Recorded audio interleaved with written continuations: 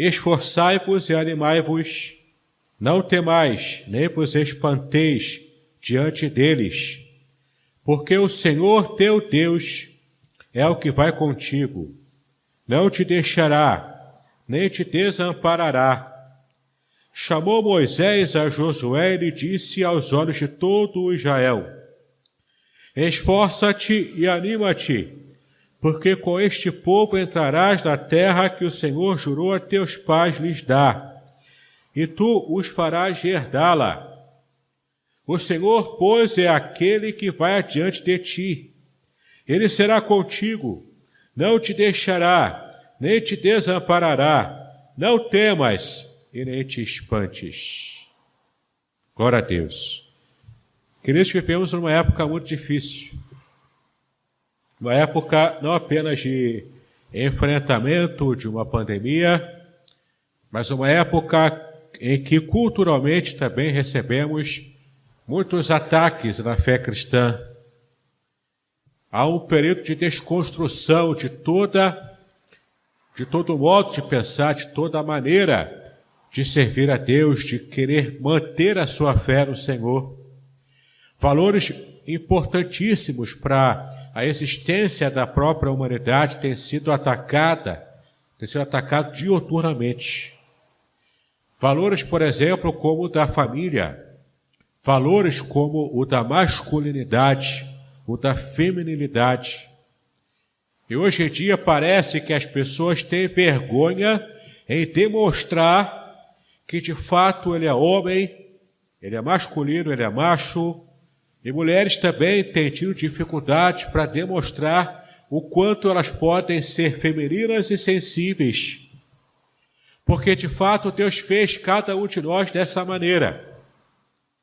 Cada um de nós foi preparado por Deus, foi criado por Deus com uma personalidade. E essa personalidade tem sido desconstruída por causa da cultura em que vivemos. Por exemplo, quem esteve acompanhando o Big Brother recentemente pôde ver qual era o resultado de um homem desconstruído. Patético esse resultado. Risível. Porque a gente não consegue enxergar ali alguém que de fato está espelhando a glória de Deus no tipo de maneira com a qual Deus o criou. Foi uma situação vergonhosa para aqueles que estavam assistindo aquele programa. E assim a cultura vai desconstruindo coisas. E assim a cultura vai demolindo valores importantes. E quantas vezes nós mesmos, como cristãos, assumimos esses valores como se fossem valores especiais, porque queremos ser moderninhos. Porque queremos ser relevantes para uma sociedade que prefere estar distante de Deus a todo custo.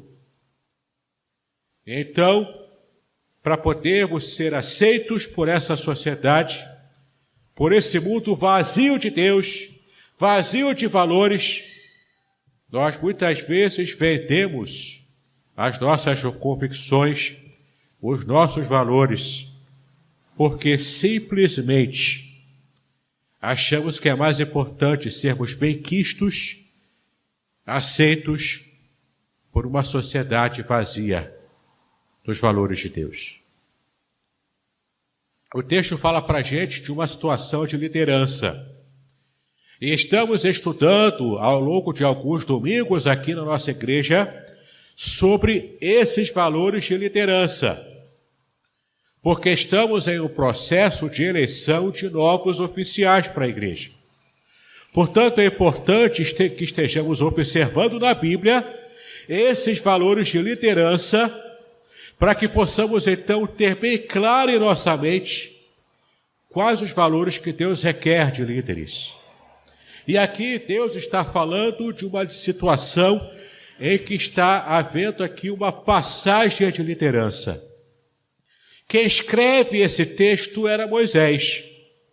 Ao longo de algumas pregações que eu tenho feito aqui na nossa igreja, devido a esse tempo de falarmos sobre liderança, eu tenho falado de como Deus estava trabalhando com Moisés, ao ponto de ele ser um líder especial, um líder que estava realmente agindo conforme a vontade de Deus, para então estar conduzindo aquele povo rebelde, aquele povo que passou por muitos anos de escravidão no Egito e precisava agora se ver como uma nação organizada, uma nação que precisava estar retomando a sua perspectiva de um povo que conhece, que adora, que serve ao único Deus vivo.